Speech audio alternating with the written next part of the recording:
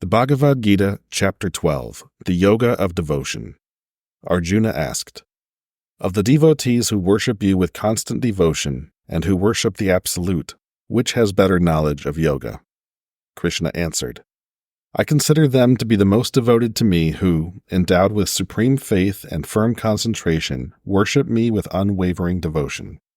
But those who reverence the imperishable, indefinable, unmanifest, all-pervading reality which is beyond thoughts and is unchanging, immovable, and eternal, who control the senses, are dispassionate, and rejoice in the welfare of all creatures, also attain me.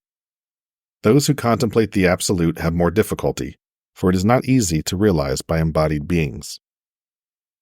But of those who renounce all actions in me, and regarding me as the supreme object of worship, meditate on me with undistracted yoga practice, whose contemplation is absorbed in me, I soon deliver from the ocean of death and reincarnation.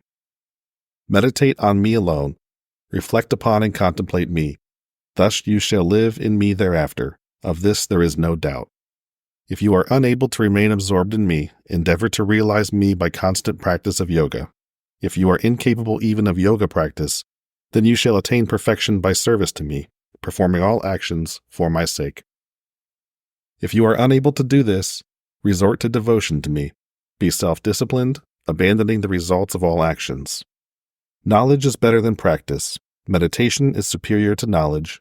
Renunciation of the results of action is better than meditation, for peace soon follows renunciation.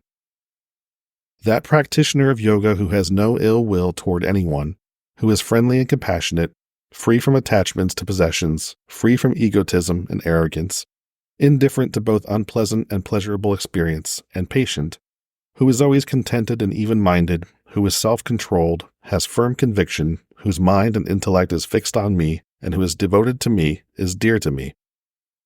That one who neither causes distress nor is distressed by others or circumstances, who is free from attachment to pleasure, impatience, fear, and agitation, is dear to me. That one who is free from cravings and anxiety, who is pure, capable, impartial, and who, having renounced all self-serving motives, is devoted to me, is dear to me. That one who does not rejoice, hate, grieve, or have insatiable desire, who has renounced ideas of what is personally agreeable or disagreeable, and who overflows with devotion, is dear to me.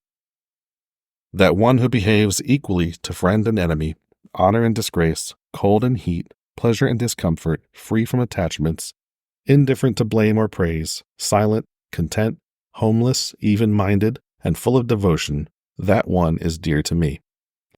Those who, with faith, are devoted to me as the highest object of contemplation, who honor this eternal law, are exceedingly dear to me.